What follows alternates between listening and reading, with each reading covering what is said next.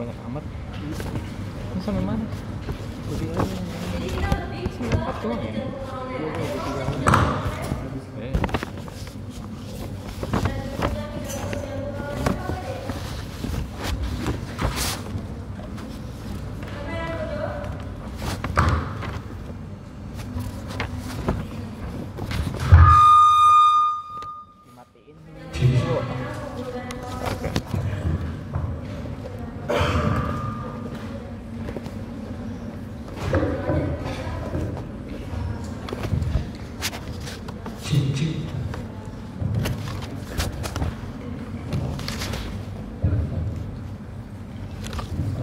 Baik dokter, jadi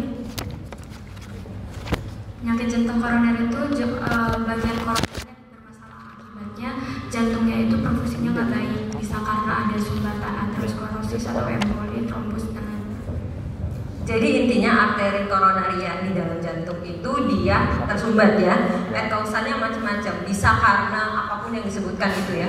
Jadi lebih dan biasanya karena gaya hidup ya yang kamu makan.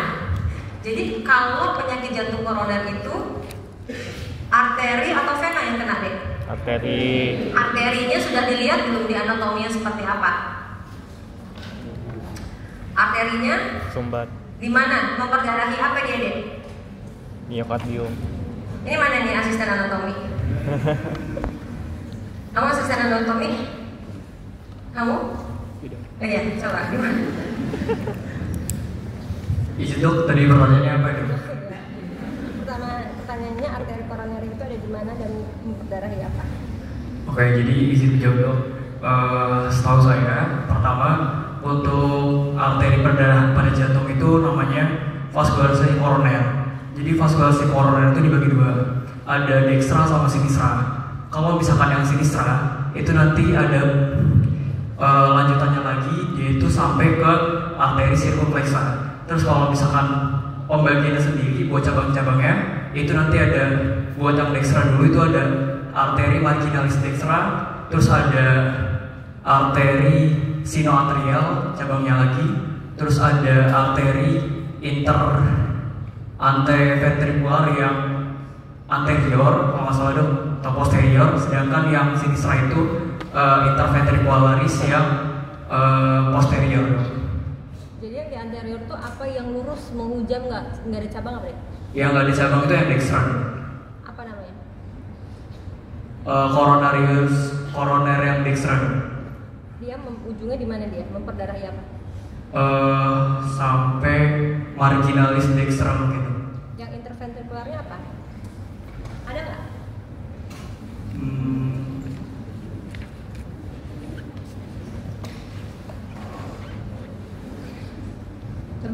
Coba kamu lihat kenapa saya bilang gini, karena sebelum kita semester berapa deh? 4. Berarti 1, 2, 3, 4 kan udah lumayan lama ya. Masih bisa mundur, ya kan? Jadi sebelum kita mempelajari ini, balik lagi ya. Kamu kalau belum paham, misalnya kamu mempelajari tentang stroke misalnya, sudah stroke.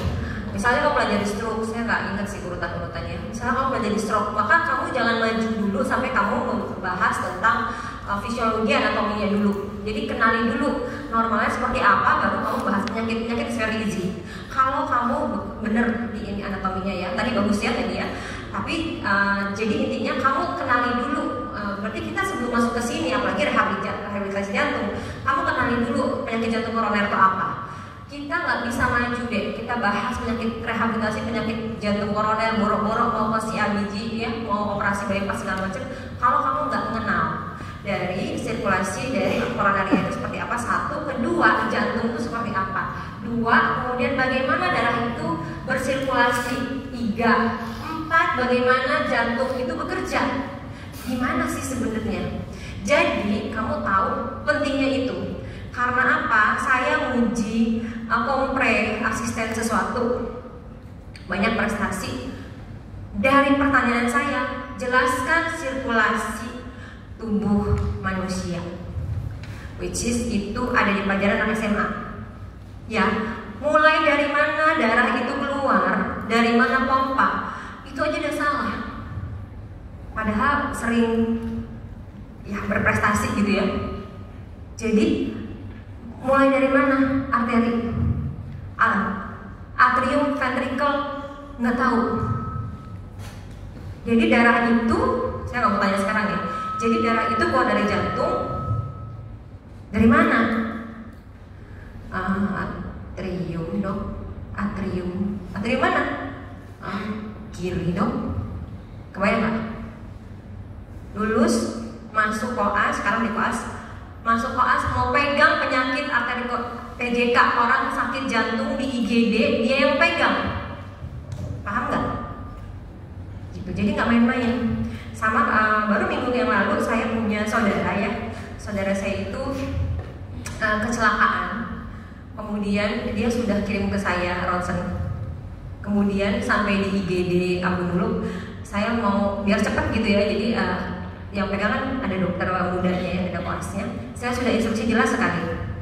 D ini fraktur clavicular dysplasia besar. Coba kamu cek apakah ada PBI apa enggak, plexus brachialis injury. Kemudian coba kamu tanya dokter yang jaga ortonya siapa. Ya.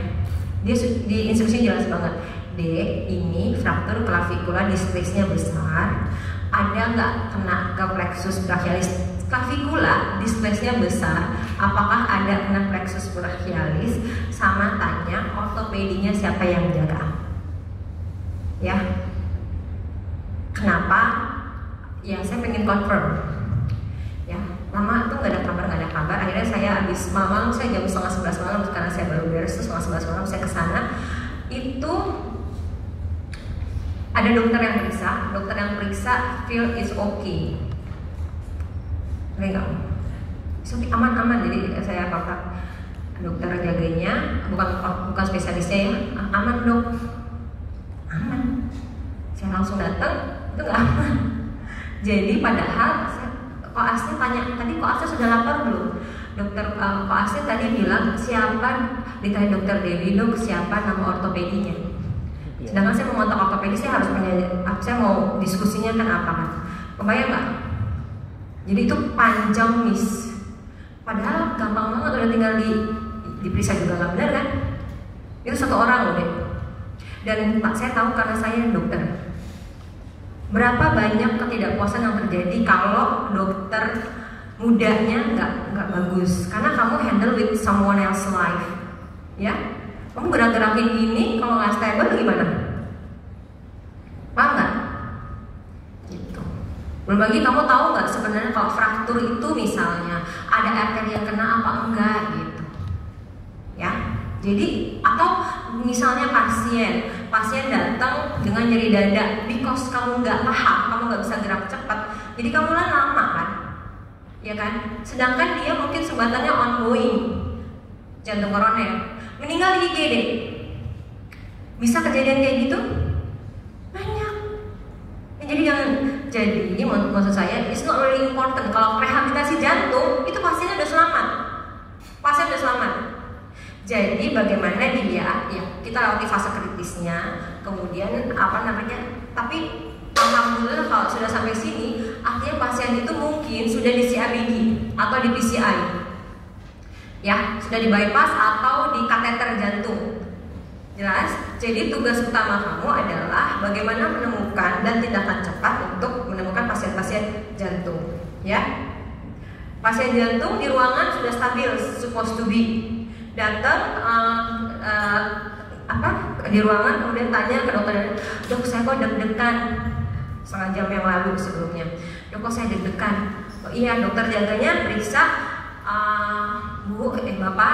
bapak ini kan sakit jantung, memang deg-degan, biasanya memang begitu.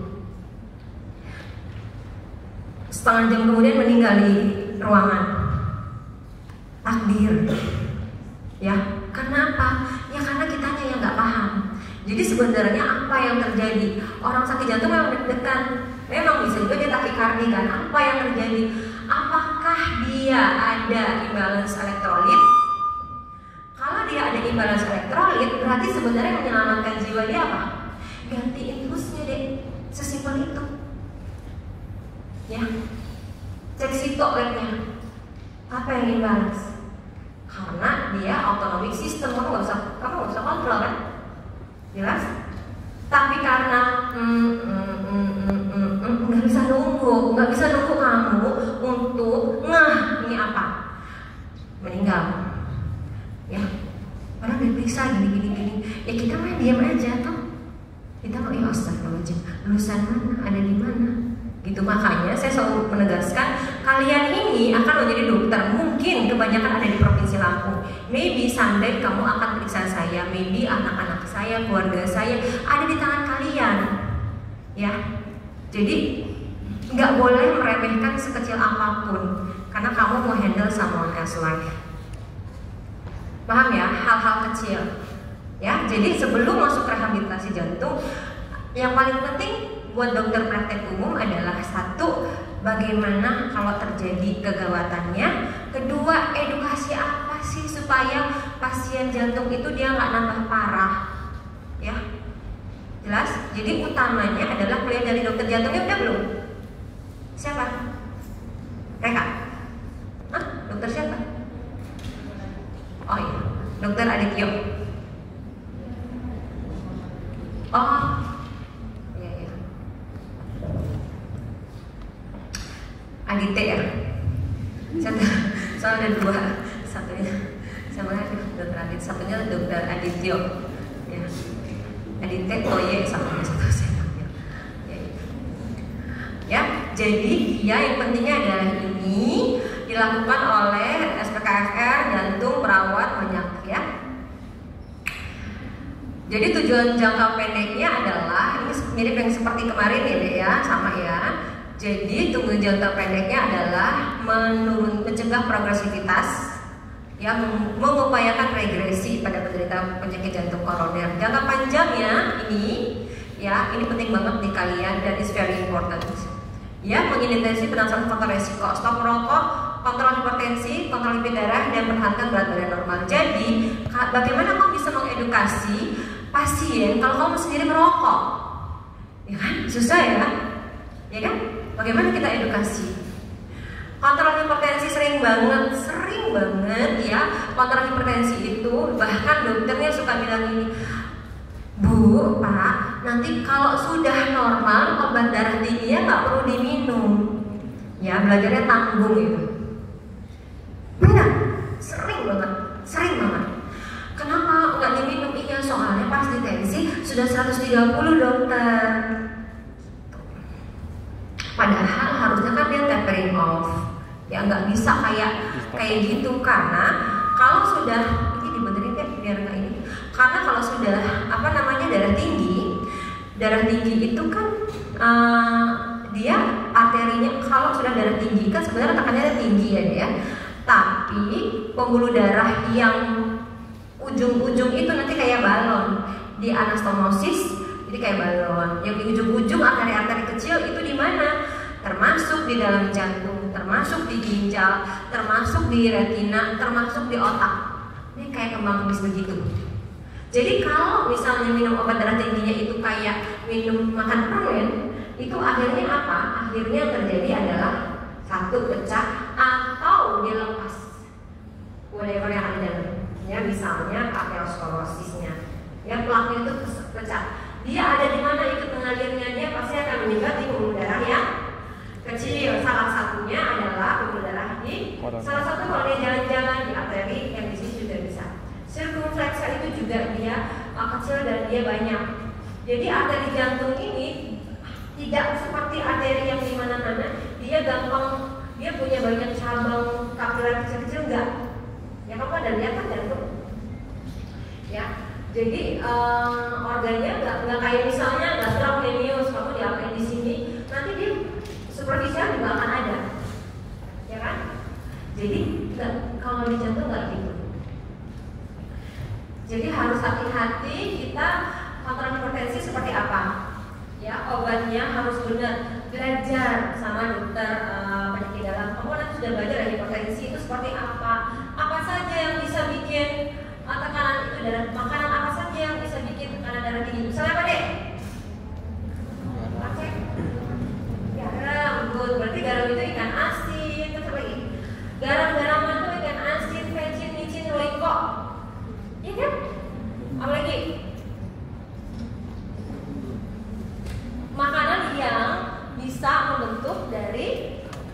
kolesterol, misal apa? Santan, kuning telur, terus terlalu banyak minum manis, ya nggak?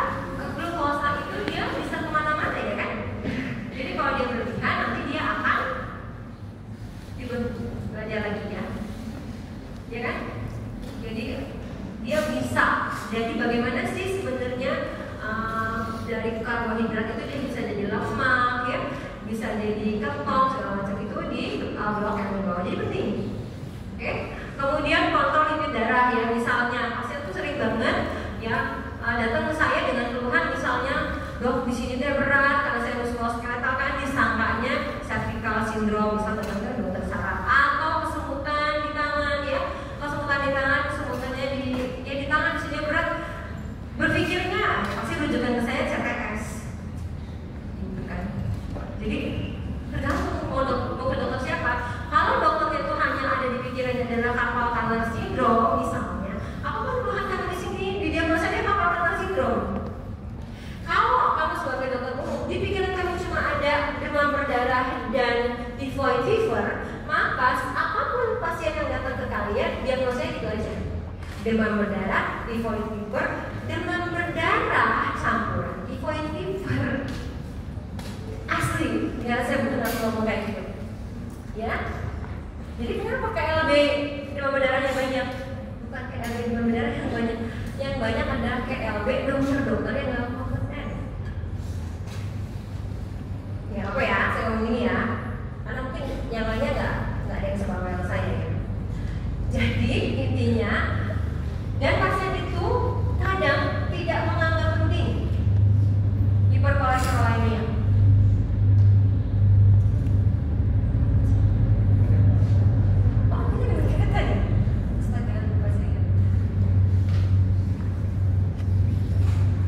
Harusnya nggak boleh ada bangunan ya. Kalau di dekat-dekat kereta gini apalagi universitas gitu. Ya udah. Terusnya, betul.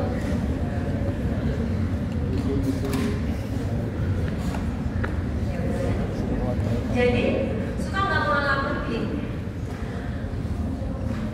Jadi penting misalnya kan gampang kan cek kolesterol itu gimana. Jadi kadang-kadang kolesterol saya cuma naik dikit, dok naiknya berapa? Cuma 280. Padahal itu 201, 202, 203, 204 gitu ya. Jadi bukan 100, 200, 300 gitu. Kalau kita sudah terdeteksi hiperkolesterol, berarti kamu cuma berpikir berarti saluran plaknya itu ada di mana di pembuluh darah itu, ya kan? Berarti kita cuma tinggal nunggu aja. Sebenarnya yang perifer udah pada nyoba kan, makanya dia kesemutan. Ya, jadi bukan carpal tunnel syndrome, nerve injury di median nerve-nya itu oke banget. Bukan diabetes mellitus, bukan polineuropati diabetik, tapi causa hiperkolesterol. Ya, jadi mau kita misal kita injeksi lah si median nerve-nya ya, nggak akan berubah. Kalau kita cuma disuruh ini aja gitu misalnya. Padahal maunya apa gitu kan? Nggak bisa ya. Jadi kamu bisa obat kolesterol apa? Simvastatin misalnya ya, itu tidak akan sebaik kamu mengubah dari makanan. Ya. Jadi memang agak ekstrim. Ekstrimnya adalah kalau sudah sampai 300-an gitu ya, susah. Pasti dia akan terjadi kena di arteri kecilnya juga dan juga kena. Ya. Jadi penting nggak dok edukasi ke pasien? Penting banget. Ya. Jadi kalau harus apa sih yang paling penting? Kadang-kadang saya minta pasien saya tergantung ya. Jadi kadang-kadang saya minta pasien saya nggak boleh makan paling dulu selama 2 minggu misalnya. Tapi makan dulu boleh nggak ya, sama aja ya. Makan kue apa? Legit gimana sama aja. Jelas? Itu dulu sampai kita nggak perlu obat pun itu akan lebih baik. Oke, dan pertahankan berat badan normal. Ini penting banget. Jadi ini penting ya. Kamu dari muda nggak usah nyoba-nyobain minum alkohol ya, karena apa namanya? Kadang-kadang semuanya bagus nih. Ya dari perutnya aja. Paling beli. Kalau ke saya pasti saya tahu ya. Jadi kadang-kadang pasien itu datang ke saya, bapak kapan berhenti minum alkohol? Ya sudah nggak minum.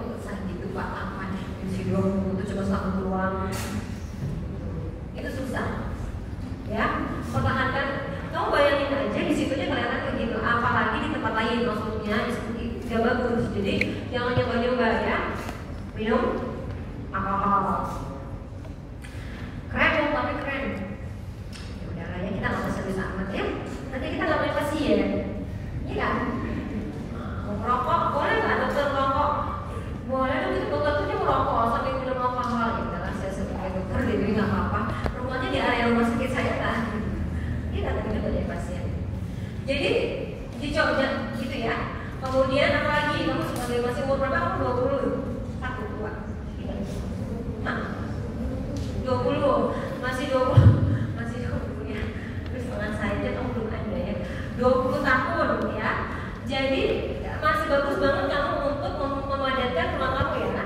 Memadatkan, kemudian mempertahankan berat badan, itu penting banget. Nggak akan tiba-tiba kamu udah dewasa, kamu ngapain apa namanya tiba-tiba kamu ada sih, semua jarang. Jadi makan gorengan itu adalah habit. Makan kue ulang tahun, bolu yang manis-manis itu adalah habit. Ya. Jadi nantinya adalah akan susah karena itu sudah habit. Ya, siapa di sini yang kalau makan nasi nggak bisa banget kalau nggak ada gorengan? Ya, sekarang lagi coba sini, bukan ini ya. Siapa yang kalau pergi kemana-mana harus pakai kerupuk, harus pakai kerupuk, harus kantin itu sudah pernah kantin ya. Murah ya gorengan berapa sih? 1.000. 5.003. Oh iya. 5.003. Berarti kamu nggak mungkin beli satu kan? Iya kan? Pasti kamu beli 3. Iya kan? Jadi enak banget itu. Padahal isinya tepung, vicin, minyak. Jadi itu adalah habit. Gak mungkin kamu usia saya misalnya tiba-tiba kamu berhenti makan gorengan, itu susah banget. Yang sekarang sukanya minum, kalau minum gulanya lebih banyak. Itu susah akan berubah itu. Akhirnya kamu berpikir wah ini penderitaan hidup. Jadi wajar sekarang kamu harus ubah, ya. Menjaga dan melatih kapasitas fungsional yang fisik yang baik. Kita bicara kapasitas fungsional itu terkait dengan VO2 max yang sudah kita bahas ya. Bagaimana sebenarnya paru kita itu lebih efektif dalam mengandung oksigen. Dari mana dibentuknya itu bisa dari udara. Ya, jadi ada hal yang nggak mungkin saya apa ya? Hal yang saya pilih dari kamu adalah usia muda kamu. Karena waktu itu berjalan. Ya. Jadi kamu nikmatin aja usia muda. Oke, meningkatkan status psikososial. Komponennya apa saja? Penerapan konsep rehabilitasi dini nanti kita bahas. Nah, jadi sebelum kita berpikir bahwa emang penting ya kalau orang habis operasi jantung itu kita tuh harus bangun. Penting.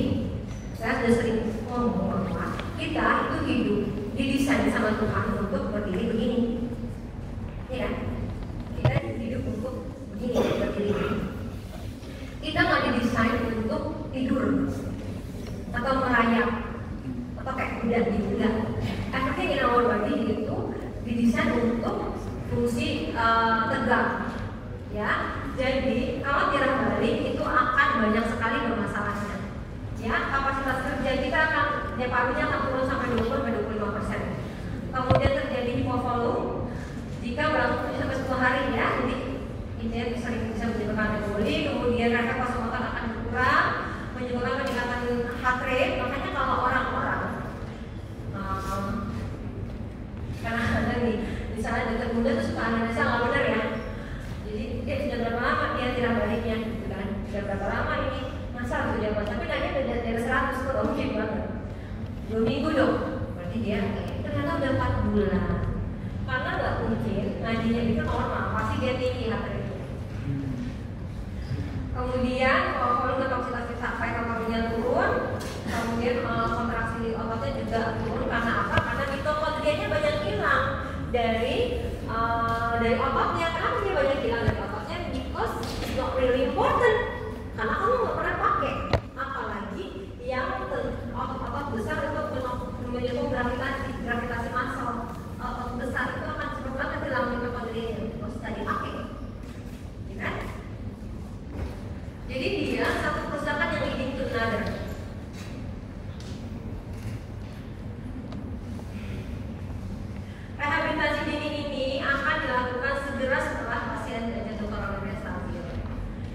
dia stabil. Indikasi pasien yang harus dapat adalah misalnya infark miokard atau tanpa komplikasi, kemudian sudah perikutanius kateter, kateterisasi jantung, angina yang ringan, pasien post transplantasi jantung, stable chronic heart failure, pasca operasi dengan kelainan jantung, dan pasien-pasien geriatrik. Jadi sebenarnya banyak pasien-pasien rehabilitasi dari ini. Kalau operasinya adalah, jadi kalau yang belum stabil tidak boleh, kemudian sistoliknya lebih dari 200 menggunakan HG, diastoliknya signifikan mungkin nggak boleh ya. Takikardi, ST depresi. Kemudian berarti kamu harus apa? Kamu dokter berarti kan. Jadi dokter tolong belajar baca EKG. Dokter banyak nggak bisa baca EKG. Ya, jangan mengira saya mau dokter bukan jagoan. Jadi kalau saya masih boleh deh. Saya masih boleh. Dokter Dewi, ya, dokter Dewi, nggak juga ya, nggak juga, kamu harus bisa. Jadi kamu harus bisa baca EKG. Jangan saya dokter umum tapi saya nggak bisa baca EKG. Saya dokter umum tapi saya nggak bisa pegang otoskop. Kompetensi 4. Artinya kompetensi 4 kamu tidak perlu konsul, wajib bisa. Kamu harus bisa membedakan apakah itu bronki, apakah itu swab, apakah itu wheezing. Kamu harus bisa. Jadi jangan, pokoknya saya dokter, tapi saya nggak bisa baca EKG. EKG itu yang lain aja. Saya dokter, tapi saya nggak bisa pegang otoskop. Saya dokter, tapi saya nggak bisa bedain bronki. Enggak bisa gitu. Ya, jadi kamu belajar. Nggak apa-apa. Semua orang ada fase nggak bisa. Saya juga ada fase nggak bisa, tapi belajar ya. Jelas? Jadi kriteria stratifikasi ini adalah yang penting kamu ketahui adalah ini nice to know. Bahkan kamu nggak mungkin dapat sampai di sini itu nggak mungkin. Jadi kalau udah di atas ini pasti kamu sudah harus rujuk ya. Misal tensi 200/100 itu rujuk. Atau dia ada nyeri-nyeri dada, itu kamu pokoknya yang benar-benar enak sebenarnya. Tapi kamu bisa dulu menentukan apakah ini pasien ini memang harus dirujuk apa enggak. Jadi CSL, OSC ya, OSC itu salah satu nilai besarnya adalah kalau kamu tahu rujuknya. Kamu tahu pasien ini butuh dirujuk kemana, itu ada poinnya ya. Poin itu ada besar. Termasuk semua pasien fraktur itu nggak ada ceritanya nomor, tapi stabilisasi dulu, ya kan? Stabilisasinya berarti kamu harus benar, ya? Karena kebanyakan tidak mungkin mikir maksudnya apa? Maksudnya adalah saya jadi kemana-mana kan tadi saya suruh ada CSL, ada pompa ya, CSL pompa ya. Saya jawab tadi saya nggak kepegang ini sebenarnya. Kamu ada yang minta saya diajarin tuh di kamu dulu. Jadi jangan cuma melakukan kayak robot deh. Kayak robot pakai pikir. Di mana lukanya, di mana patahnya. Patahnya itu kira-kira kalau kita bohong-bohongan, mungkin ada kita ngadepin pasien kasus. Patahnya di mana gitu. Jangan kamu ikat di atas patah. Itu sering banget. Jadi kayak bener ya. Tapi itu kalau pasien nggak bisa. Kamu ikat di atas patah, berarti kan itu sumbernya di situ loh.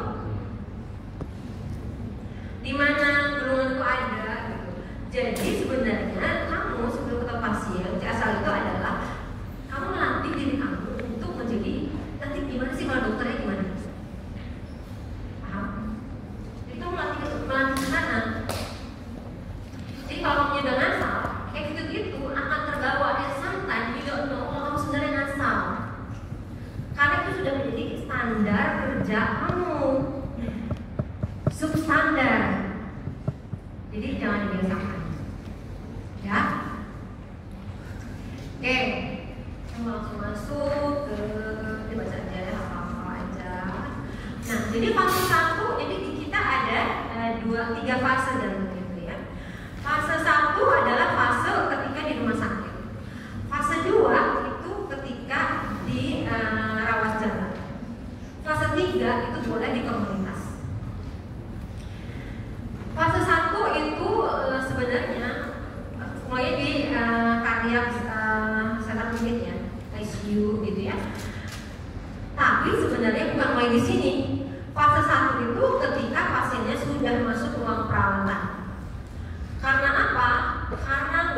mungkin banget saya ketemunya di sini on the first time with the patient. Nggak akan mungkin mau pasiennya, karena banyak yang harus dia kerjakan di sini.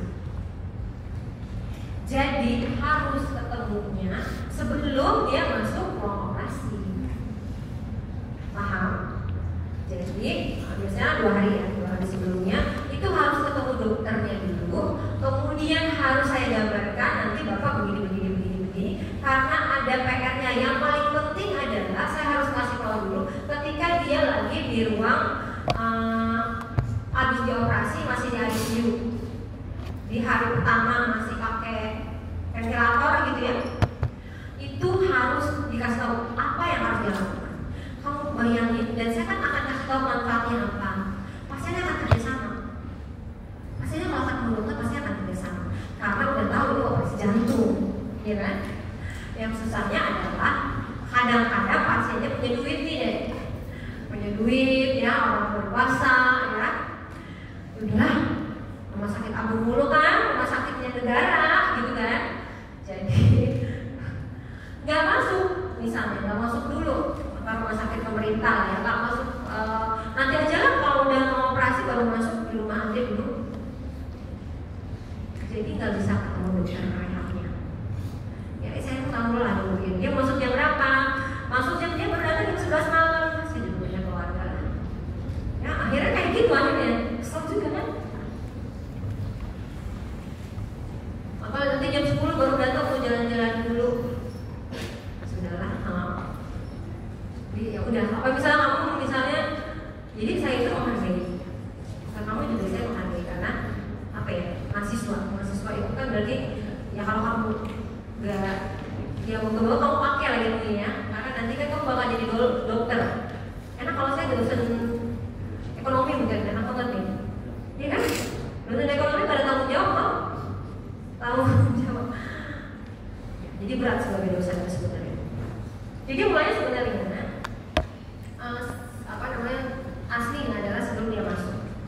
Tujuannya untuk mengatasi tidak dari di conditioningnya, early ambulance. This is very important. Ini yang paling penting, early ambulance. Nah, kenapa? Karena pasien ini, kau bayangin ya, pasiennya ini misalnya si ABG, habis operasi jantung, berarti itu toraknya dibuka nggak? Toraknya dibuka. Jantungnya dijahit kan? Iya. Dari mana venanya? Kadang dari tangan, kadang dari kaki. Jadi either this one or this one itu dia bisa bengkak sakit. Dibelek kan di sini? Dibelek juga, ya kan? Berarti sebenarnya sakit. This one sakit, ini sakit, semua sakit. Jadi dia bisa aja tiduran aja because dia sakit. Ya, dan itu mengerikan. Karena jantungnya ini nanti malah jadi akan lama bengkaknya. Jadi kita kalau nggak handle di fase 1 dengan baik, maka nanti akan jadi prolong hospitalisasi. Apa yang terjadi pada pasien-pasien prolong hospitalisation dengan kemampuan kimia jelek, yang terjadi adalah pneumonia. Ya, pneumonia adalah apa? Akhirnya kalau udah sebenarnya susah deh.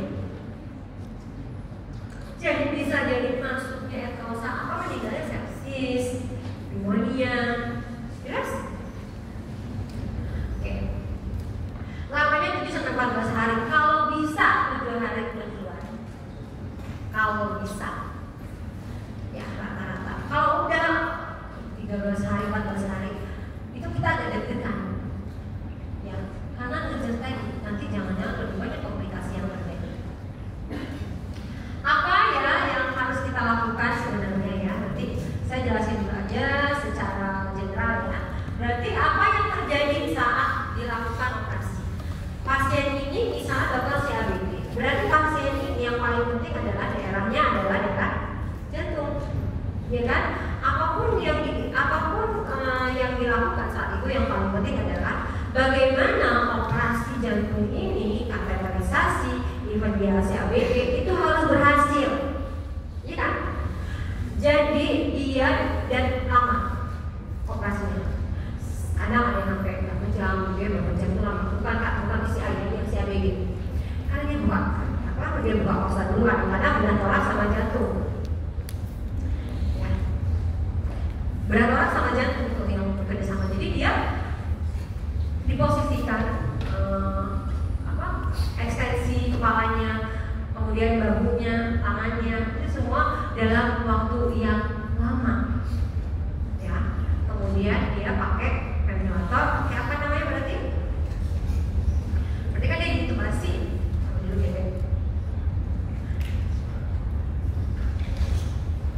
Jadi dia ini diintubasi pasiennya. Dia pakai intubasinya juga lama. Kemudian dengan proses operasinya itu akan terjadi banyak sekret karena operasinya di daerah itu. Ya. Jadi tujuannya adalah bagaimana pasien ini bisa bernafas dengan enak. Coba sekarang saya minta kamu tarik nafas, buang nafas. Ada yang berat? Masalah tidur. Harusnya nggak ada apa-apa ya. Tarik lagi nafas. Gitu ya. Banyak orang yang nggak bisa kayak gitu. Nggak bisa. Kamu udah gini nggak masuk pasien asma. Misalnya. Ini, ya. Tarik nafas, dibuangin dia nggak bisa karena jalan nafasnya itu kontraksi, vasokonstriktor. Ya, tarik nafas, buang nafas nggak bisa karena ada penyumbatan etoksensor. Ada yang begini nafasnya. Kenapa? Karena kapasitas vital parunya berkurang. Etoksennya apa? Karena misalnya banyak stent karena ada pneumonia, banyak stent. Jadi area nafasnya sempit. Ada yang nafasnya juga gitu-gitu aja, saturasinya nggak naik-naik. Misalnya pada pasien PPOK, pasien yang merokok, ya nggak nyaman. Jadi kamu yang masih bisa begitu bagus banget.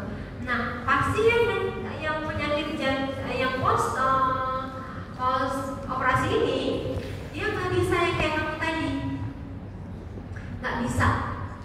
Ya, dan yang terjadi adalah karena dia sadar ya, jadi dia merasa pengen bantu.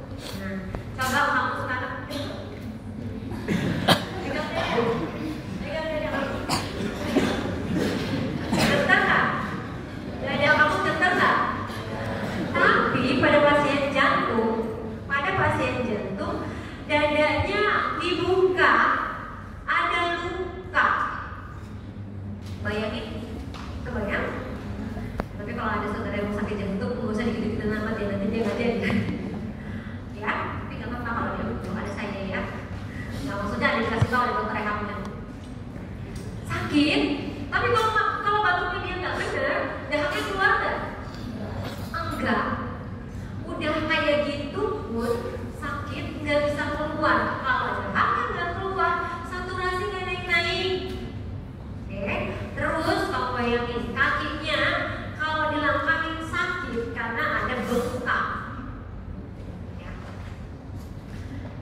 Jadi kita nggak pengen jadi kayak gitu. Itulah yang disebut dengan tirah balik. Jadi apa yang dilakukan? Jadi yang pertama harus dilakukan adalah dia range of motion exercise.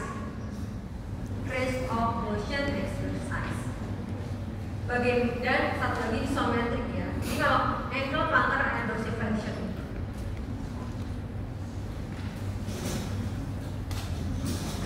Jadi ini kaki. Kelihatan nggak? Kaki ya. This one dorsi. Fleksi. Fleksi di sini. Fleksi. Fleksi. Jadi ada kontraksi ya. Ini penting karena ini kan gerak gastrocnemiusnya geraknya. Karena biasanya diambil dari kaki. Kalau sakit, oh ya udah kalau sakit juga usah digerakin. Ini ada dulu, nggak usah digerakin. Nanti akan sakit, ya. Jadi memang tegas dokternya.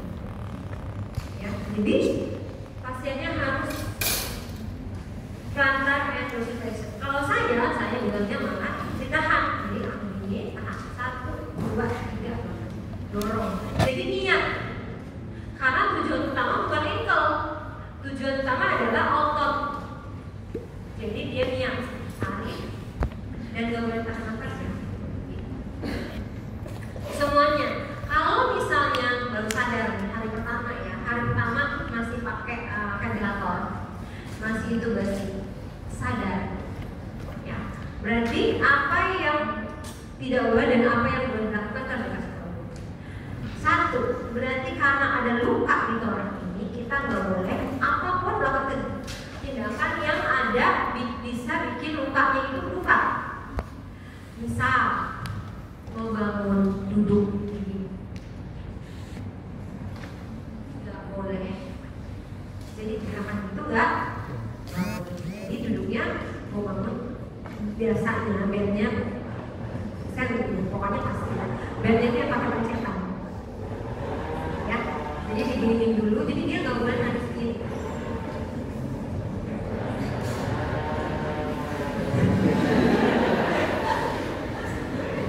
Jelas? Jelas. Jadi 1, dia harus, jadi tangan gimana dong? Tangan juga harus disok dan jadi dia harus genggam tangan, ya, digerakin semua. Targetnya adalah dia menggerakkan range of motion dulu. Range of motionnya ini yang paling penting, dia harus ada kekuatannya. Karena kita targetnya adalah otot. Penting ada latihan ini, penting banget karena di sini kita ada yang namanya pumping. Jadi kalau otot, misalnya kamu pegang ini sama saya, ini kan gerak nih, ya, ini pumping supaya yang terjadi cepat pembentukan jalur-jalur baru dari arterinya yang kena yang diambil, ya. Kemudian ini kan exercise namanya, jadi dia akan mempercepat pembentukan arteri baru yang mensupport kakinya dan juga itu mencegah udem. Nah, ini mencegah udem yang terjadi. Jadi cepat, bagaimana target kita? Dia 3 hari harus berdiri kalau dia sakit, ya.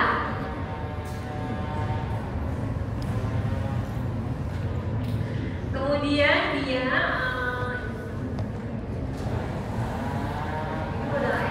awalnya dulu itu, kemudian targetnya dia harus masih pasang itu dulu. Nanti biasanya hari kedua sudah nggak pakai ventilator. Ketika ventilatornya selang intubasinya dicabut, dilepas, maka yang terjadi adalah slap yang banyak. Kalau nggak keluar gumpalan slap itu jelek. Jadi kita harus tarik pasien ini untuk mengeluarkan apa sih? Jalan ya. Jalan. Potong. Sedih benar ya kayak gini ya. Kereta. Ada di mana lagi lahan di sini? Kalau di yang kayak di TB ya, di TB itu kan UI ya, mana ada jalan begini sampingan sama ruang kelas, jadi nangor gitu. Satu area khusus sendiri, jadi nggak mungkin ada kayak gini. Ya. Mungkin ini tadinya area hilang, tapi kalau kali mungkin sampai punya kos-kosan, susah akses jalan ini dibuatlah jalan. Mungkin nggak tahu, saya berharap gitu nggak tahu. Tapi maksudnya dia kan ya udahlah. Jadi kadang-kadang jabatan itu ada amanahnya ya, makanya harus paham banget. Kamu udah pernah UI? Udah lihat UI gimana? Bogor. Empat udah empat. Kedokteran empat, kamu udah main di sana? Anjing, kira-kira bisa nggak kita mendengar suara ini? Kalau Pak Adek, saya mau nanya, kamu dulu ada ini nggak praktikum belah mesin? Nggak ada ya. Asisten Pak ada. Terusnya ada ya. Kenapa? Anak saya kemarin dia lagi bandingin sekolah dia, adanya swasta, saling membandingkan.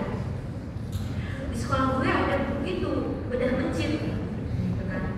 Terus saya jadi ingat dulu saya juga ada ya, maksudnya ada. Terus saya jadi ingat anak-anak FK kita ada nggak ya? Soalnya anak saya SMP loh, belah mencit. Jadi lihat jantung pencit, usus pencit, gitu bisa satu-satu. Coba kamu tanya teman-teman kamu yang fakultas kedokteran lahir, ya. Praktikum faal itu banyak. Jadi ada belah mencit gitu tadi saya. Jadi ada ketika belajar kulit, semua orang harus ini, semua orang harus minum air. Jadi kita menganalisa air visi kita sendiri. Kemudian nanti kamu bisa pembukuan darah udah praktikumnya kan? Jadi pembukuan darah itu kita nggak dengan teman-teman sendiri di sini ya, kalau masalah itu lupa ya saya. Jadi kita udah melakukan ke teman-teman sendiri. Ya, jadi anak saya sudah belah tikus gitu ya. Anak makanya dia bisa jadi tahu. Ya makanya suka, nah kamu nggak bisa gini gitu, kamu nggak tahu pulang ya di wajah itu anak SMP udah belajar gitu di wajah. Nggak tahu, tapi kayaknya kamu nggak lewat SMP SMA gitu ya. Kalau lihat sekarang, kayaknya kamu nggak tahu. Terus ya kalau di sana ya. Jadi satu dia nggak boleh melakukan gerakan yang begini, kemudian dari slow motion dilakukan tangan sama ekstremiti tangan dan kaki ketika dipasang mesin intubasi. Intubasi dilepas dan masalah utamanya adalah pengen batuk tapi nggak bisa batuk. Ada nggak di sini ya?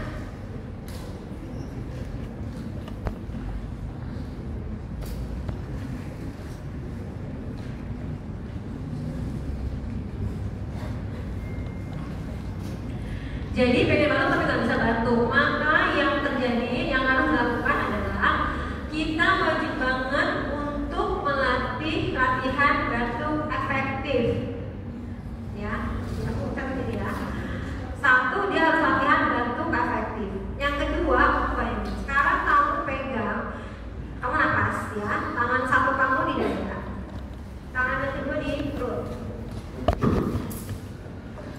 Ya, tangan satu di dada, tangan kedua di perut. Tarik nafas ya, tarik nafas. Apa yang terjadi ketika kamu tarik nafas? Dadanya keangkat atau kempes? Perutnya apa? Kalau pas tarik nafas kempes. Ada yang nggak gitu? Ini ngantuk ya? Kamu lakuin nggak? Hah? Kamu lagi begini? Kenapa kamu deh? Oh, kamu sedih banget kayaknya. Ini aja. Cuci muka ngantuk apa lagi ada beban pikiran? Ini ada sini dulu dia. Kenapa dia? Ada masalah apa? Hah? Pacar? Oh pacar, pacar nanti aja deh ya. Nanti kalau udah sukses ya yang nolak-nolak kamu itu nanti ngejar kamu ya.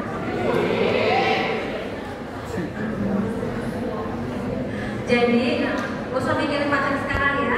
Lihat-lihat boleh, nanti stalking kalau dia udah lulus gimana gitu ya, boleh-boleh lah lihat-lihat. Tapi gak usah dipacarin sekarang ya. Nanti kamu udah fokus. Ya, udah gitu orang tua gitu-gitu aja kan, jadi harus traktir gitu kan.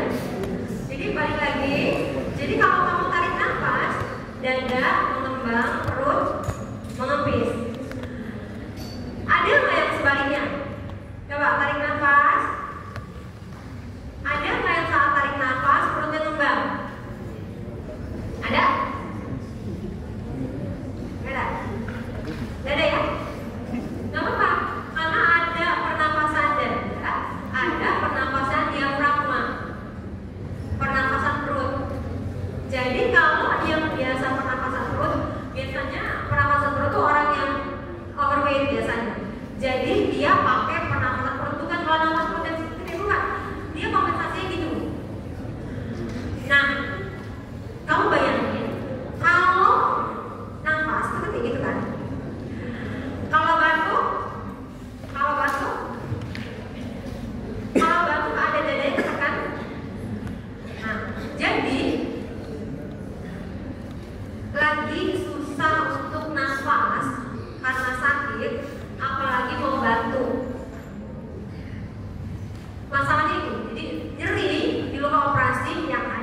tempat nafas, kedua jadi nggak bisa batuk.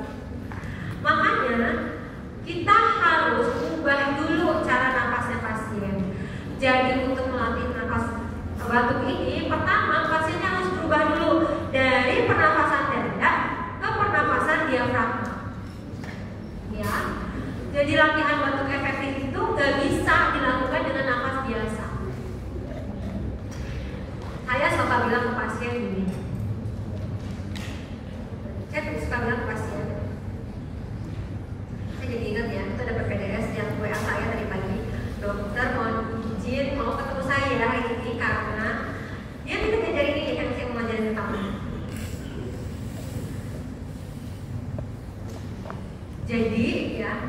Jadi pertama kali yang dilakukan adalah kita harus ubah nafas itu. Bagaimana caranya? Kalau kita nafas perutnya yang gede, jadi susah ya, coba bisa nggak? Coba latih, bisa nggak? Susah, lah ya. Caranya adalah yang gampangnya adalah ini jadi saya suka bilang gini, kalau pada pasien yang kita latih batuk efektif, kita harus bikin pasien kita lupain paru-paru, ya, gitu kan? Gitu kan? Tapi kita menggunakan otot diafragma. Jadi kita bypass, nggak usah diingat paru-paru, kita anggap perut aja. Perut ini kita anggap balon. Kalau balonnya diisi angin, dia mengembang apa mengempis nih? Mengembang. Jadi saya bilang perutnya itu kita anggap, ini cara gampangnya ya. Jadi perut itu dianggap balon. Jadi kamu nafasnya, jadi kamu kembangin dulu perutnya, kemudian kamu tekan. Nanti nafasnya kan kembangin itu tariknya dari hidung. Jadi buangnya dari mulut. Nafas diafragmatik itu harusnya tarik dari hidung. Buangnya juga dari hidung sebenarnya, ya. Ini juga dimodifikasi dari pernafasan diafragmatik. Jadi lebih menggunakan otot-otot diafragma. Jadi caranya adalah perutnya dikembangin, terus tarik dari hidung, buang dari mulut. Ya, perutnya dikembangin berarti tarik nafas dari hidung, buang dari mulut. Jadi pas kepres udaranya ke mulut, tarik lagi.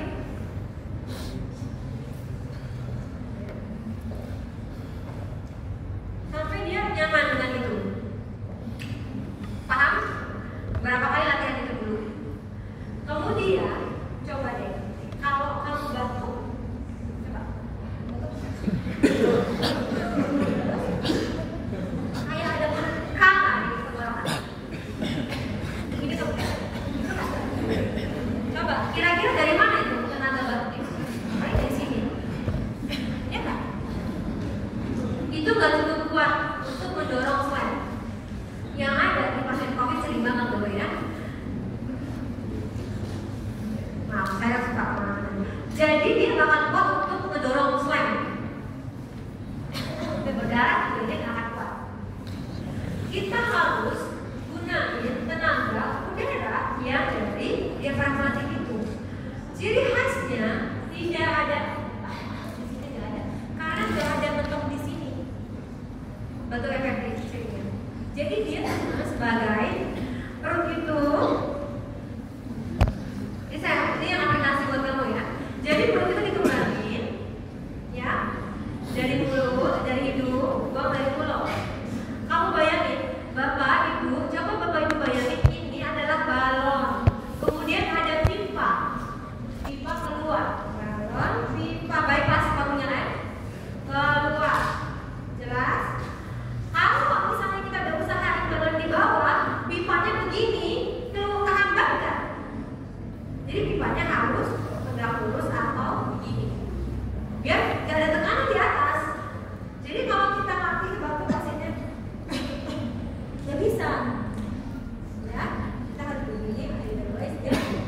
Gitu jelas? Jelas ya? Jelas ya? Ini siap-siap dulu nih. Jadi nanti bapak bayangin balon itu, bapak isi udaranya, kemudian bapak dorong kuat-kuat, udaranya itu lewat mulut. Itu kan disuruhnya begitu, pasti lewat bronkus, iya kan?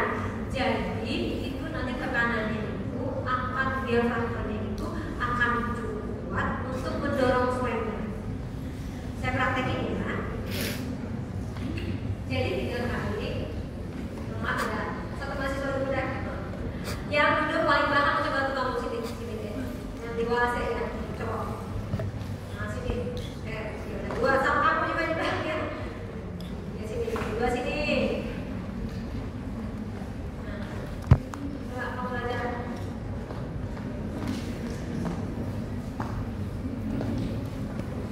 Dan kemudian ditaruh dulu gitu ya. Kamu tuh handphone ini. Udah jam 12. Hah? Jam 1 CS ya? Jam 1 apa? Jadi masih sempat sholat, makan-makan, ngerokok-ngerokok dikasih ya? Sini deh. Kamu ada sini, coba kamu praktekin. Sama apa ini? Dio. Hasbi. Sini kamu sini dua-duanya deh, Dio sama Hasbi. Coba kamu praktekin pernapasan diafragma.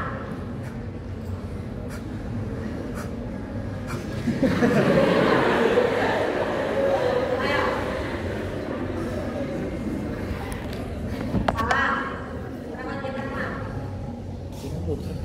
Sini. Salah. Gampang nggak sih? Salahnya di mana? Ini urut ya. Ekspirasinya dari mulut. Gimana bisa? Jadi pas narik ini. Untuk saya pakai di depan, saya pakai di depan. Ya, gua narik Salah sana. mengajar pasien. Coba lagi pernapasan diafragma. Tarik nafas. Nariknya pakai hidung. Tarik nafas. Tapi pas narik di Salah. urut lagi. Oh, masih. Tarik nafas. Dada. Sampai ada Oke. bunyi. Kalau cepat ya. Iya, ya. Nggak apa-apa. Kamu pegang sini, pegang sini. Sambil narik. Tarik nafas. Sambil keluar. Di mulut. Gak perlu di Lagi. ini ya. Masih dada. Sedang itu. Jadi kamu praktekin lagi. Jadi caranya ya, kamu lupain ini, pegang perutnya deh masing-masing. Ya, ke sana, ke sana. Nah, kamu lupain terus, ya. Kamu lupain. Jadi kamu tugas kamu bukan nafas. Tugas kamu kembang ke isi perut. Ya. Kenapa kamu pegang di sini perut? Kamu nggak sholat. Bukan. Ini orang ini ya, DKM ya? Hah? Orang DKM, biasanya kalau orang DKM kurus biasanya. Orang DKM bukan ya? Bukan. Kalau Islam lagi. Islam. Oke, kembangin perutnya. Buang. Buang. Kembangin. Masih malu-malu ya. Kembangin. Lagi kembangin. Mau masih saja Dio. Kembangin. Buang dari mulut. Lagi. Oke. Belum selesai ya. Dah. Jadi, tunggu dulu. Jadi pasien tuh bisa kayak gini dulu. Habis itu nanti kita satu pernapasan ketiga. Bapak nanti kan bapak kembangin perutnya gede-gede, dorong masuk, kembangin lagi gede-gede, pas dorong lagi, bapak buang nafasnya kuat-kuat. Ingat ini jangan nunduk, ya. Jadi kayak gini. Saya cobain ya, dari samping ya. Jadi saya menafas 2 kali, abdominal, kemudian saya balik efektifnya. Jadi saya nggak nunduk ya.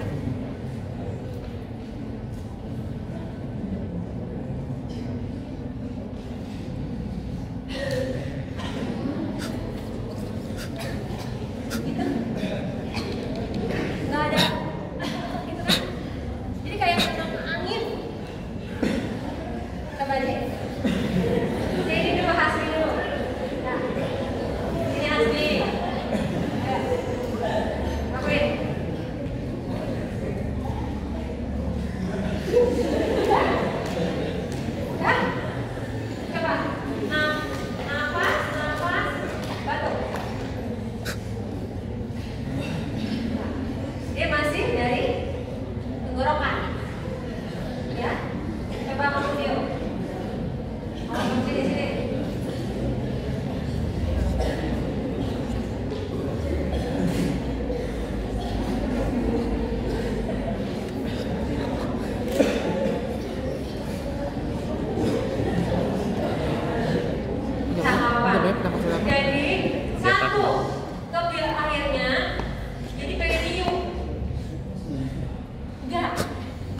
Jadi itu adalah versi. Maksudnya nggak ada kita sengaja batuk di sini nggak ada getaran batuk di sini, ya. Dan nggak niup. Skill ini sangat baik kalau kamu perluin pas kamu misalnya lagi untuk berdarah ataupun itu sangat bagus. Benar-benar Mas ya. Kamu bayangin kalau pasien itu sudah berhasil, misalnya di hari ketiga ya, di hari kedua ya dia udah keluar sperma itu gede-gede, memang benar keluar gede deh. Kalau udah keluar itu, ya dia dimana dia bagus gitu. Kalau nggak dia akan tetap ini. Dan pada pasien dengan CABG kita harus sediakan bantal kecil untuk taruh di dada, ya kalau taruh di dada karena jadi pas batuknya itu kita tekan dadanya supaya lukanya baik itu. Jadi tangannya harus begini ya, tangannya harus di dada untuk melengkapi ya. Kalau dia nafas terus ya.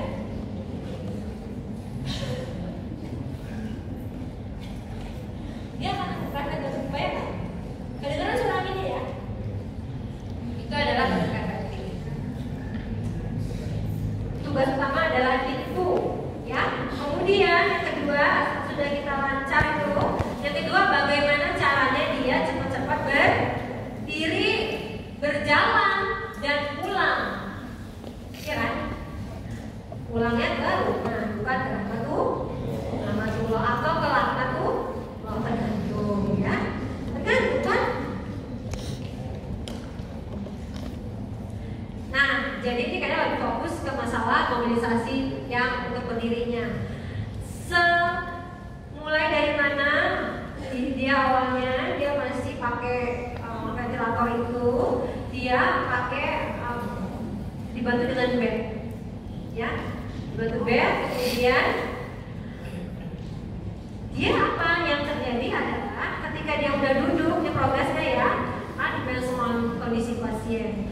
Dia pertama udah duduk ini, kemudian nanti dia duduk, kalau kita bilang duduk contoh duduk di tepi kasur, ya. Kemudian kakinya sudah mulai latihan, ya. Duduk ini juga butuh effort, ya. Kemudian tapi kalau nafasnya udah enak, semuanya jadi smooth, ya. Kalau nafasnya udah enak, semuanya jadi gampang. Kalau saturasi yang belum naik benar, ya, infeksi malah itu kita boro-boro kita mikirin sendiri, ya. Kita lebih repot ngurusin masalah yang sebenarnya. Jadi yang saya ajarin kamu itu is very important, ya. Nah, oke, setelah itu beres kita tinggal latihnya untuk berdiri. Berarti masalah utama adalah bekas operasi di kaki. Jadi dia pikir-pikirnya bertahap ya, nanti 7 hari biasanya sudah harus selesai. Kemudian nanti masih pakai alat-alat deh, karena kan kita ini operasi jantung ya. Jadi nggak bisa sembarangan gitu. Nanti kita misalnya duduk di depan sudah harus dilihat dulu respon jantungnya pada posisi duduk gimana. Kalau dia langsung takikardi tidurin lagi, jadi nggak bisa sebenarnya saya pakai seperti itu juga. Ya, termasuk dia udah duduk enak, dia berdiri begini, kita tungguin dulu respon jantungnya gimana. Kemudian setelah berdiri begini, nanti dia harus begini. Kalau bagus, dia akan lebih bagus. Respon jantungnya bagaimana? Ya, nanti dia ada berjalan dulu, itu pakai semuanya itu. Pakai infusnya, ya. Ada yang harus pakai, kadang-kadang masih pasang. Jadi ada yang perberagaman itu pakai alat-alatnya harus pakai dia berjalan, ya. Oke. Jadi supervised exercise latihannya harus ada di rumah sakit. Targetnya adalah 2-2,5 meter. Apa ini maksudnya? Ini yang udah saya ajarin sebelumnya tentang self-rest, ya. Self-rest apa? Ingat lagi itu bisa diubah jadi max. Ya, minim target kita dia boleh keluar dari rumah sakit kalau match-nya sudah 3. Match 3 ideal. Ya, karena dia bisa melakukan ideal. Jadi kan dia harus jalan. Ya, misal dia mau ke kamar mandi.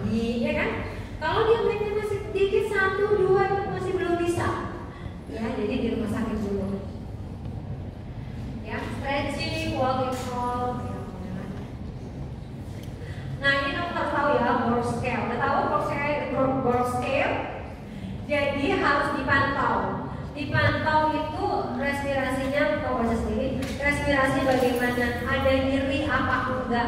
Ada lelah apa enggak? Ya, kalau misalnya tinggi nggak boleh.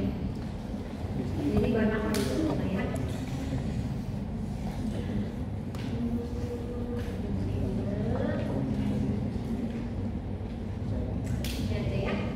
Jadi ini yang pertama adalah gerakan aktif dan pasif gabungan tempat tidur.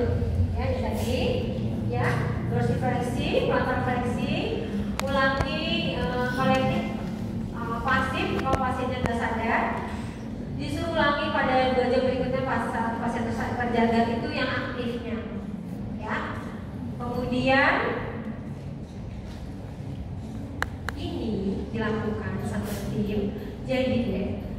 Jadi sebelum dia mengoperasi penting banget sebelum operasi ya jantung kan kita ngomong operasi jantung ya bukan operasi ketabrak segala macam itu nggak perlu diin karena kita butuh dia untuk exercise orang sakit jantung. Jadi dibawa dulu tur dulu nanti di ICU ada ICU bapak harus latihan dibawa dulu ke rehabnya ini ruangan bapak nanti gitu kalau harus pulang harus dibawa ya harus gitu ya. Karena ada kecemasan, jangan sampai kita operasi jantung ya. Ada kecemasan di dalam ICU itu nggak ketemu siapa-siapa, cuma dia buka mata, banyak kabel, banyak kabel. Tidur di sini, dia sesek nggak bisa bantu, nggak ada orang. Karena biasanya cuma ada monitor. Mau ngapain tangan bisa nggak? Nggak bisa. Nggak bisa, karena kita pasti takut, gitu kan? Jadi dikasih tahu dulu bahwa bapak jangan khawatir, bapak itu diawasi.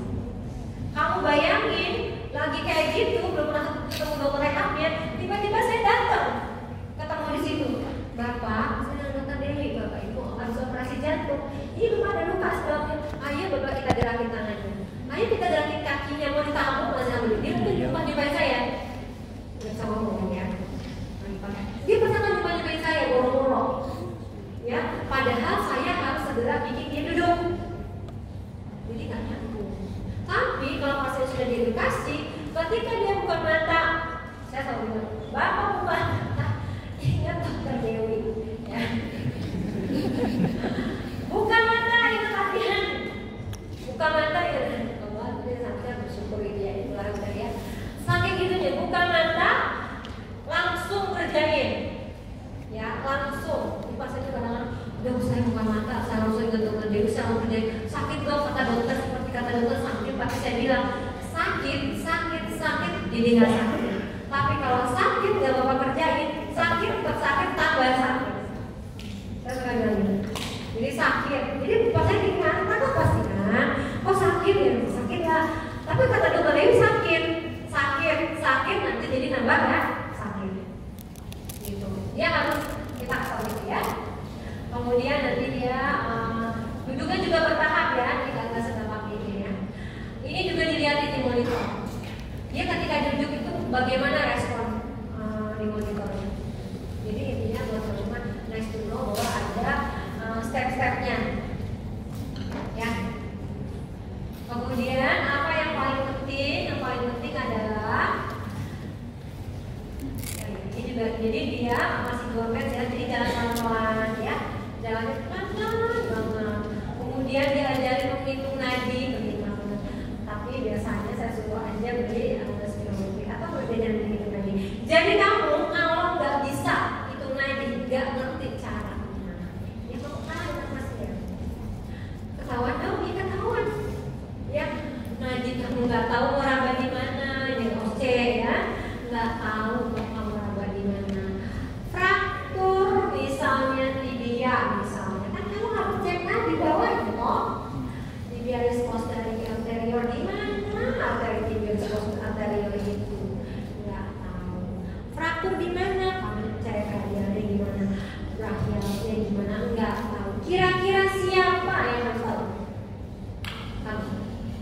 Jadi intinya yang kamu nggak akan susah-susah deh. Kamu masih gede-gede, nggak mungkin kamu tuh fraktur pelvis gitu ya, fraktur vertebra nggak mungkin. Ini cuma segitu doang, ya. Tulangnya cuma 1, 2, 3, ya.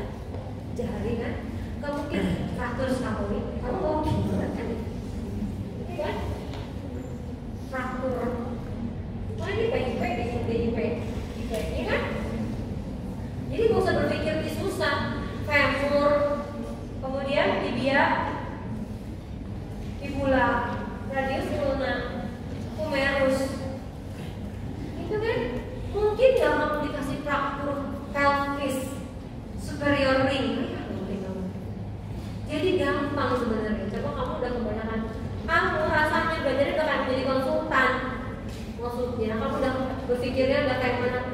Padahal ya pohon gedenya gampang ya. Nggak kan saya udah bertahun-tahun deh, dan 13 tahun deh. Osteo itu yang fraktur nggak pernah jauh-jauh, cuma fraktur yang tibia, nggak mungkin fibula, nggak pernah ada fraktur fibula, ya. Fraktur fibula kenapa? Karena fraktur fibula juga kadang-kadang kita nggak apa-apain, karena kan baik-baiknya di tibia. Nggak mungkin jadi cuma tibia, kemudian femur, humerus, radius, jarak banget mana, ya. Kemudian jari, ya.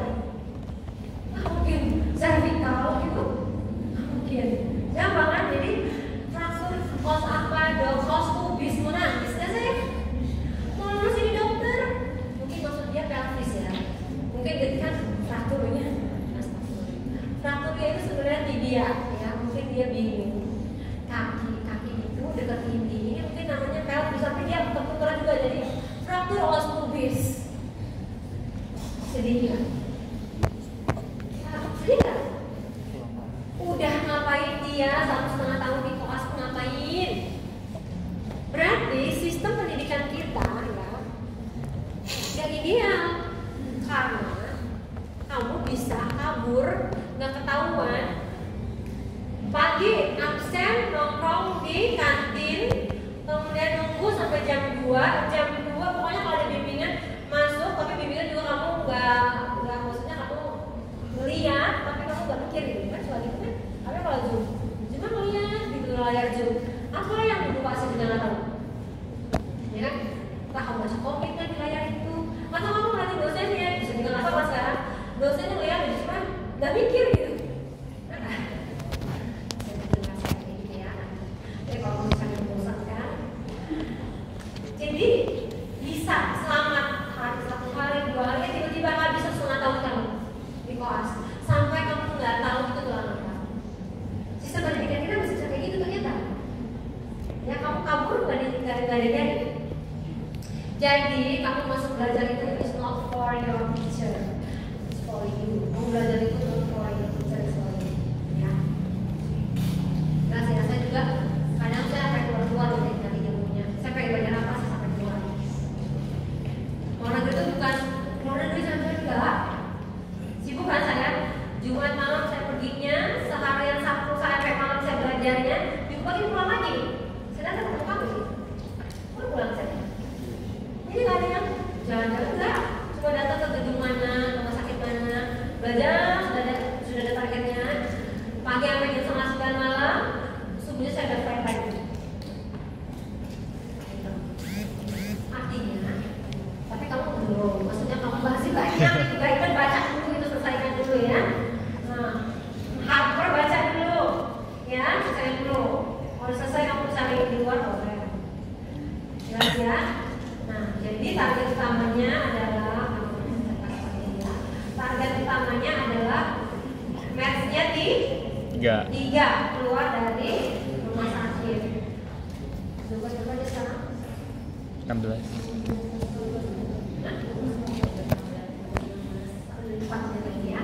Jadi program fase 2 ini adalah dia dapat setelah pasien pulang rumah 6-8 minggu post operasi, ya, bukan setelah pulang. Jadi biasanya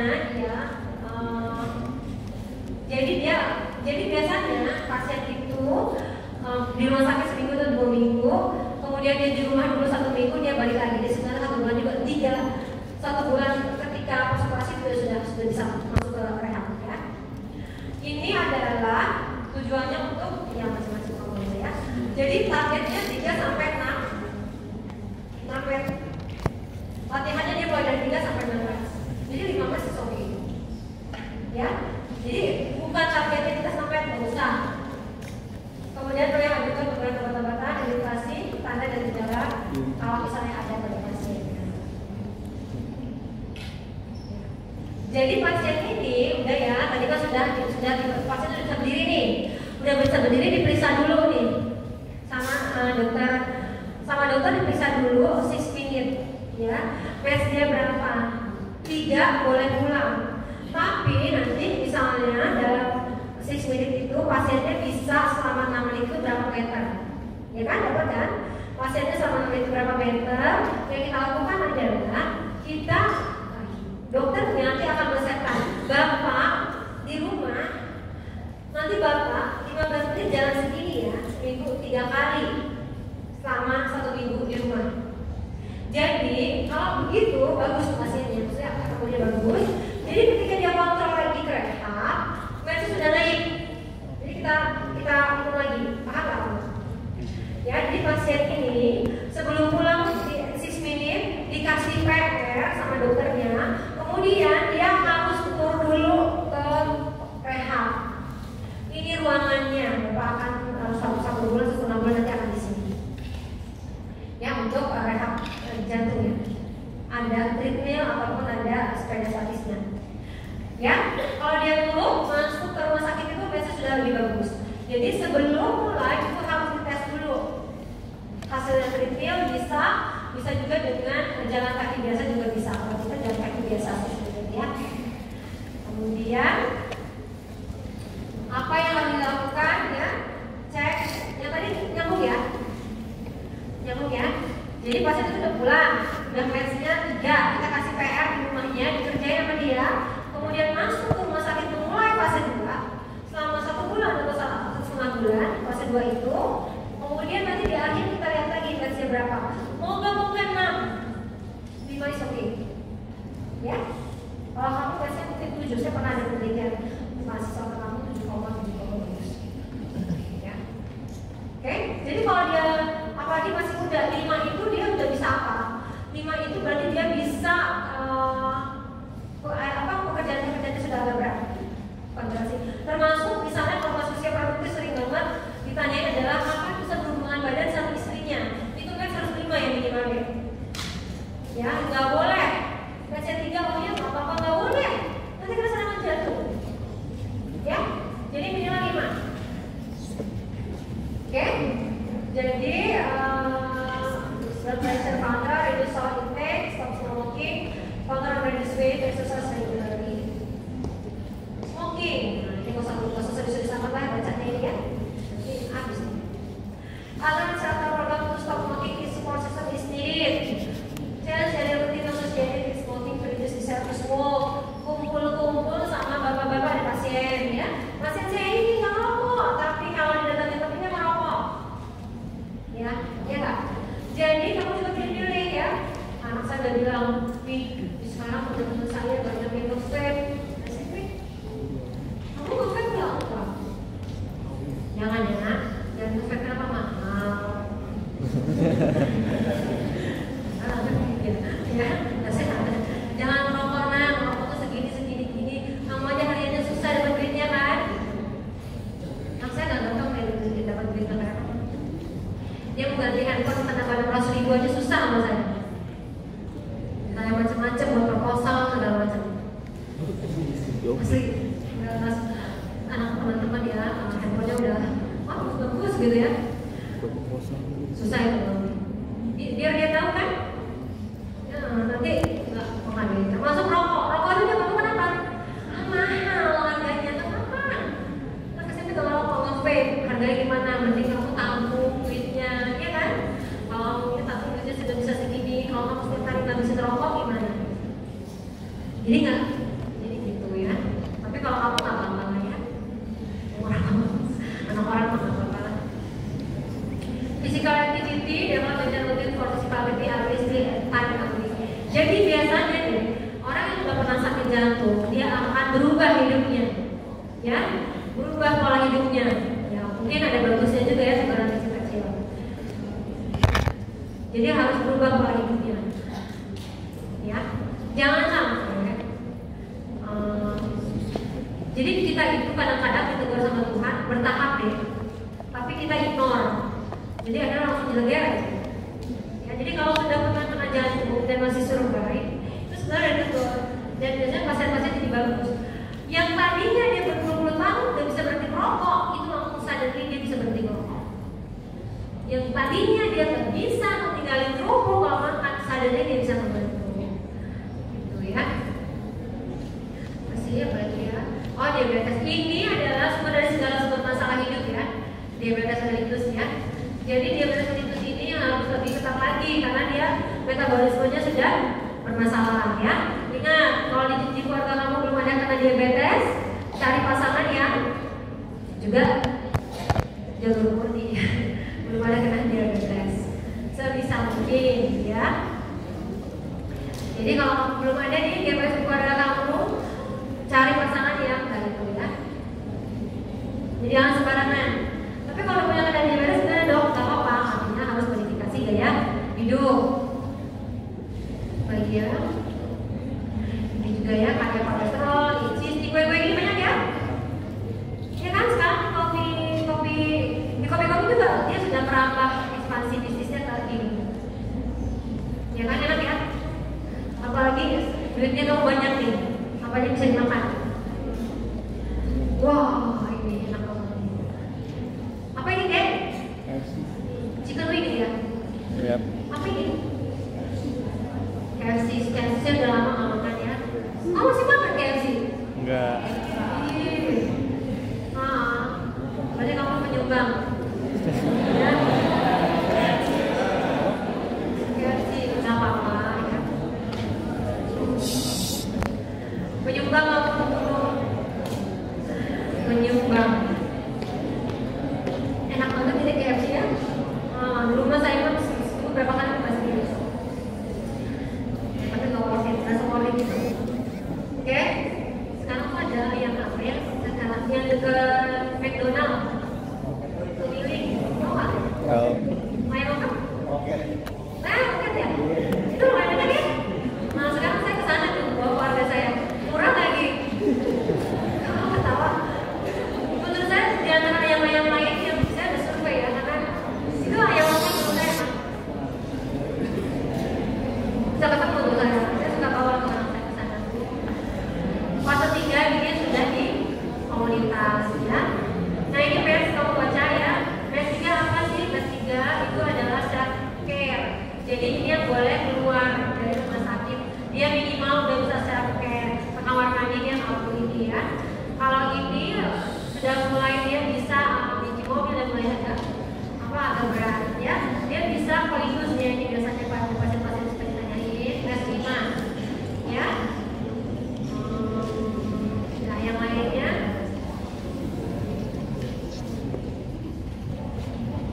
jadi evaluasi kapan? Setiap di akhir fase 1 target P3, fase 2 targetnya 5 dan 6. Kemudian mengetahui misalnya kita tuh cerigaan nih kan nambah sesak, bisa juga dilakukan evaluasi.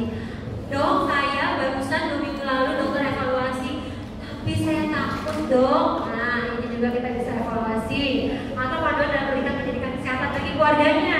Bapak kamu ini ya udah bapaknya ibu, bapaknya anda semua ini makin segini ya, dia cuma bisa gini.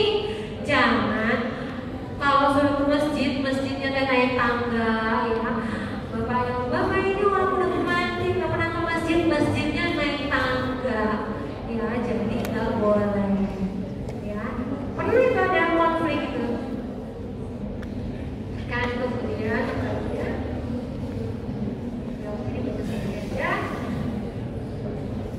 rehabilitasi jantung merupakan komponen sangat penting, melibatkan pendekatan multidisiplin ilmu dalam penanganan pasien penyakit jantung koroner. Even dia sudah operasi pun ya.